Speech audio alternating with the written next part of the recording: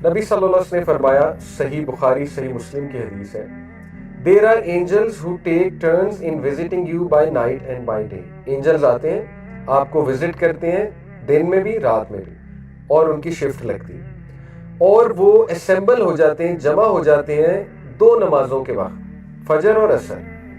وہ لوگ وہ اینجلز جنہوں نے تمہارے ساتھ رات بتائی ہوتی ہے، رات کے وقت وہ آسمان کی طرف جاتے ہیں، اپنے رب کی طرف، اور اللہ سبحانہ وتعالیٰ ان سے پوچھتے ہیں کہ تم نے میرے بندوں کو کس سٹیٹ میں پایا؟ وہ کہتے ہیں کہ ہم نے جب انہیں چھوڑا تو وہ نماز ادا کر رہے ہیں، اور جب ہم ان کی طرف گئے تو وہ نماز ادا کر رہے ہیں۔ چھوڑا کب؟ یہ عصر کے شام کے ٹائم، اور آئے کب؟ فجر کے ٹائم۔ تو فجر کے ٹائم بھی کیا دیکھا؟ نماز پڑھ رہے ہیں، اور جب چھوڑا تب کیا کر رہے تھے؟ تب بھی نماز پڑھ رہے تھے۔ ٹھیک ہے، تو دیکھیں یہ اینجلز کا رپورٹ کرنا آپ کا نام لے کر، یہ بہت بڑا آنر ہے۔ ٹھیک ہے، اللہ کو بتانا جا کر۔ قبر کے بارے میں آتا ہے کہ قبر کے ٹرائلز میں سے ایک یہ بھی ہے کہ ایک شخص کو سورج دکھایا جائے گا ڈھلتا ہوا قبر میں، اور جو مومن ہے وہ فرشتوں سے کہے گا منکر نکیر سے کہ رک جاؤ، مجھے عصر کی نماز پڑھنے دو کیونکہ سورج غروب ہو رہا ہے۔ اس کے لاشعور میں نماز ہوگی، سورج کو غروب ہوتے دیکھے گا، اس کو فکر لگ جائے گی کہ میں نے نماز ادا کر دی۔ فرشتے کہیں گے کہ اب نماز کا ٹائم گزر چکا ہے، آپ کی نمازیں ہو گئیں جو آپ نے پڑھنی تھی۔ تو وہ ایک دم پھر حیران ہوگا، لیکن یہ ایک ٹرائل تھا۔ جو اللہ معاف کرے پڑھتا نہیں ہے اس کو تو احساس بھی نہیں ہوگا نا یہ دیکھ کے، یہ فکر وہی کرے گا جو دنیا میں پڑھ رہا تھا، جس کو فکر ہے کہ میری نماز گزری ہے، میری نماز گزری، وہ پھر قبر میں بھی فکر کرے گا سورج کو غروب ہوتے دیکھا۔ ٹھیک ہے، اسی طرح یہ حدیث اب عصر کی نماز کتنی ضروری ہے۔ اب یہ ایسی حدیث میں آپ کو اس لیے سنا رہا ہوں تزکیے کے لیے، کچھ لوگ ڈی موٹیویٹ بھی ہو جاتے ہیں ایسی حدیث سے، کہتے ہیں کہ دیکھیں جی ہمیں تو پہلے بڑی مشکل ہو رہی نماز پڑھنے میں، آپ ایسی حدیث سنائیں گے تو وہ موٹیویشن رہی صحیح بھی جائے گی۔ دیکھیں ہم سچ بتا رہے ہیں، جو نبی صلی اللہ علیہ وسلم نے بتا دیا وہ ہمیں بتانا چاہیے۔ تو سچ تو یہ ہے کہ اللہ کے نبی صلی اللہ علیہ وسلم نے فرمایا کہ جو کوئی بھی عصر کی نماز جان بوجھ کے چھوڑتا ہے اس کے تمام اعمال نل اور وائڈ ہو جاتے ہیں، اس کے تمام اعمال اللہ نل اور وائڈ کر دیتا ہے، یعنی اتنا بڑا گناہ ہے عصر کی نماز چھوڑنا۔ ٹھیک ہے، ایک اور حدیث میں آتا ہے جس نے عصر کی نماز چھوڑی وہ ایسے ہے جیسے اس کے فیملی والے اس سے لے لیے گئے، یعنی ہی اور she has lost their family members, اس کی تمام چیزیں اس سے لے لی گئی۔ اب اسلاف بہت زیادہ خیال چونکہ نماز کا کرتے تھے، تو ان میں سے کسی کی نماز اگر عصر کی نکل جاتی تھی فار سم ریزن اور فار ویلڈ ریزن، تو وہ ایک دوسرے سے افسوس کرنے آ جاتے تھے۔ پائس پریڈیسیسرز کی بات، افسوس کرنے والی بات ہے۔ ٹھیک ہے، اگر عصر نکل جائے تو یہ ہمارے لیے موٹیویشن ہے کہ عصر کی نماز کی خاص حفاظت ہے، اور یہ قرآن میں اللہ تعالیٰ نے کہا کہ صلاۃ الوسطیٰ کی خاص حفاظت کرو، بیچ کی، وسط بیچ کو کہتے ہیں نا، بیچ کی نماز عصر کی نماز، عصر کی نماز کی خاص حفاظت کرو۔ تو عصر کی نماز کے بارے میں یہ بھی آتا ہے کہ منافقین کی جو عصر کی نماز ہے وہ ہے جب بالکل سورج غروب ہونے والا ہوتا ہے اور وہ ایک دم سے اٹھتے ہیں، اور اٹھ کر جو ہے نا وہ جیسے کرو ہوتا ہے، کرو کے ورڈ غالباً آتے ہیں یا ہین کے ورڈ آتے ہیں مرغی، جیسے وہ چونچ مارتی ہے اور بس وہ سجدے ہو جاتے ہیں اس کے۔ اللہ معاف کرے، دیکھیں یہ احادیث ضروری ہے ہمارے تزکیے کے لیے، تاکہ ہم اپنا محاسبہ کریں کہ ہم کہیں اس طرح تو نہیں پڑھ رہے عصر کی نماز کہ منافق والی نماز تو نہیں ہے کہ بالکل جب ٹائم ختم ہونے والا ہے تو ایک دم اٹھے اور وہ پڑھی بھی ایسے کہ جیسے ٹھونگے مارے جاتے ہیں۔ تو اس کو ہم نے بہتر کرنا ہے، اصل میں سنانے کا مقصد یہ ہے انشاءاللہ تزکیہ کرنا ہے اپنا۔ اور اگر پڑھ ہی نہیں رہے، اللہ معاف کرے، تو پھر دیکھیں وہ حدیث ہے کہ نبی صلی اللہ علیہ وسلم کو ایک خواب دکھایا گیا، اس خواب میں 2 فرشتے نبی صلی اللہ علیہ وسلم کے ساتھ تھے۔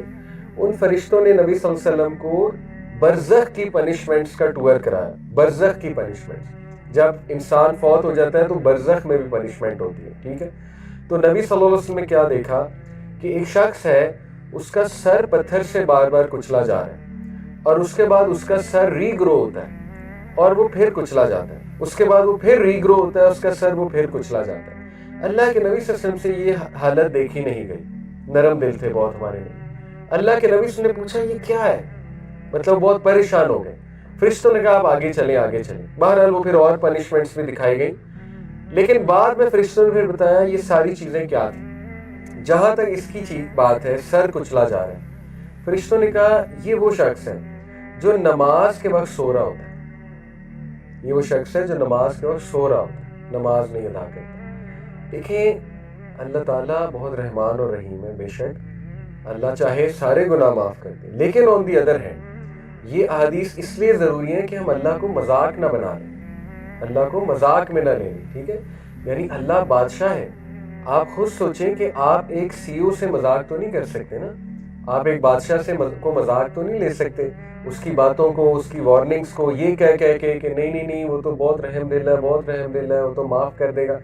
معاف کر دے ایک الگ بات ہے، لیکن آن دی ادر ہینڈ انجام بھی بتا دیا گیا، تو اس انجام سے پناہ مانگنی چاہیے اور اپنا تزکیہ کرنا چاہیے اور موٹیویشن لینی چاہیے کہ اگر ہم نمازوں کے ٹائم پہ سو رہے ہیں تو ہمیں اس حدیث سے اپنا تزکیہ کرنا چاہیے۔ یہ ہے مقصد ایسی حدیث کا۔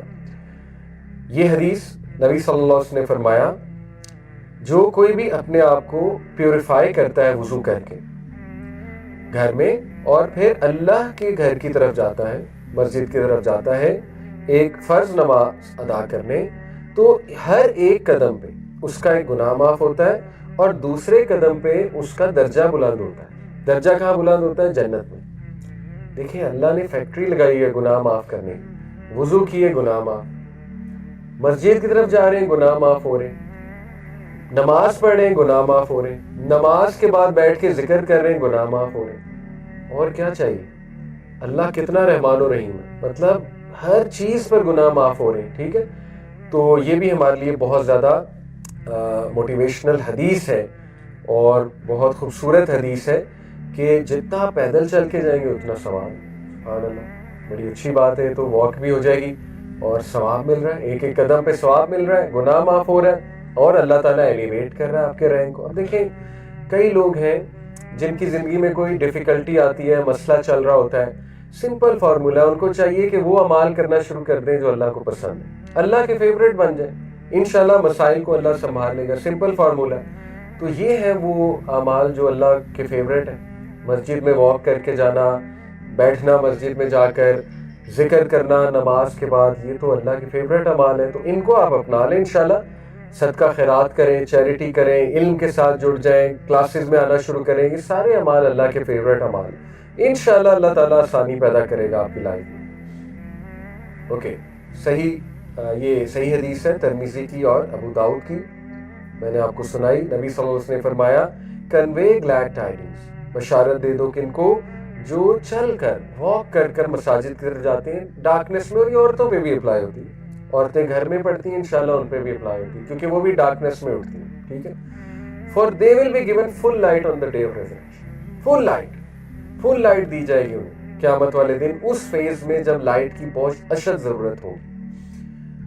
صحیح بخاری کی حدیث ہے، اللہ کے نبی صلی اللہ علیہ وسلم نے فرمایا اینجلز، ملائکہ تمہارے لیے دعائیں کرتے ہیں ایز لانگ ایز تم اس جگہ پر بیٹھے رہتے ہو جہاں پہ تم نے نماز پڑھی، یعنی مصلی پر، اور بیٹھ کر وضو کی اسٹیٹ میں، اور بیٹھ کر ذکر کرتے رہتے ہو۔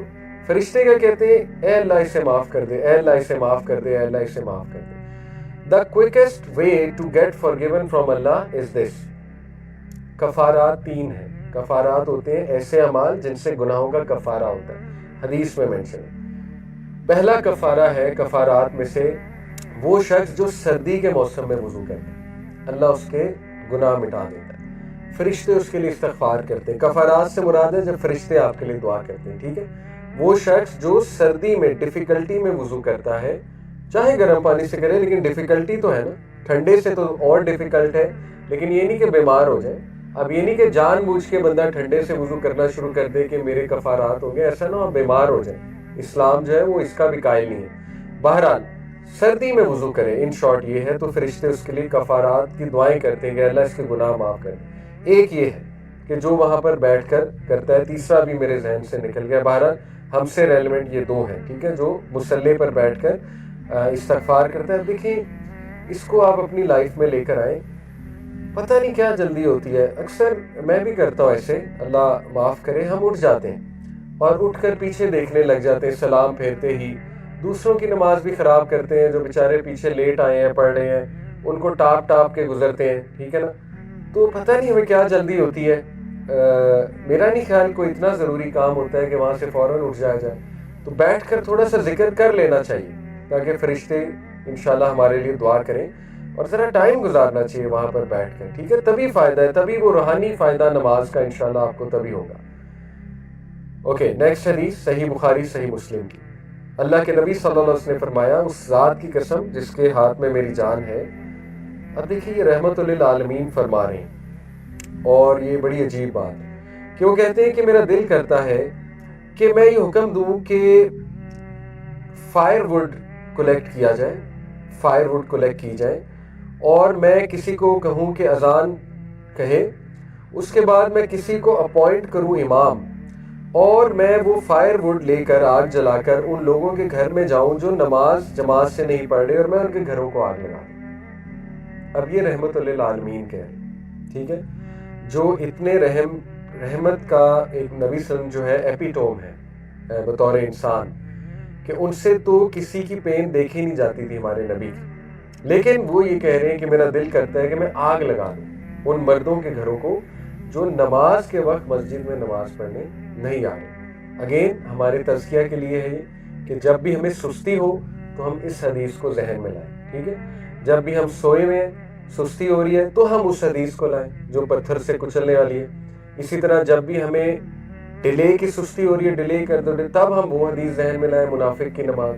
تو یہ ساری حدیث اس لیے آپ کو سنائی جا رہی ہے کہ آپ ذہن میں لائیں اور کھڑے ہو جائیں, اپنے آپ کو موٹیویٹ